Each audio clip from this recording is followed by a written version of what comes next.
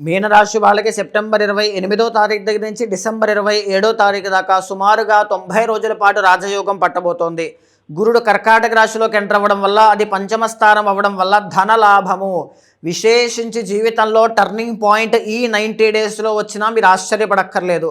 ధన సంపదలు, ధన లాభము, గౌరవ మర్యాదలు పెరగడం, అధికార ప్రాప్తి, ఉద్యోగ అవకాశాలు, వ్యాపార లాభాలు అన్నీ కూడా అద్భుతంగా రాణించేటువంటి యోగం కనబడుతోంది. విశేషించి విపరీతంగా డబ్బుని మాత్రము ఈ 90 రోజుల్లో ఖచ్చితంగా చూస్తారు.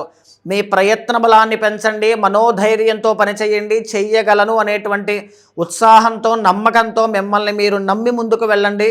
గురుబలం పెరిగింది, మీకు ఖచ్చితంగా అదృష్టం కలిసి వస్తుంది. వివాహాది శుభ కార్యక్రమాలన్నీ కూడా సఫలీకృతమవుతాయి. ప్రేమ వ్యవహారాలన్నీ కూడా అనుకూలిస్తాయి. సంతాన విషయంలో ఆశాజనకమైనటువంటి శుభవార్తలు వినే యోగం కనబడుతోంది. మరింతగా చెప్పాలి అంటే ఉద్యోగ, వ్యాపార, వాణిజ్య, వ్యవసాయాలన్నిటిలోనూ కూడా గొప్పగా రాణించే యోగం కనబడుతోంది. ధనయోగం పట్టబోతోంది కాబట్టి మహాలక్ష్మీదేవి యొక్క ఆరాధన విశేషించి చెయ్యండి. అద్భుతమైన శుభ ఫలితాలు ఖచ్చితంగా చూస్తారు.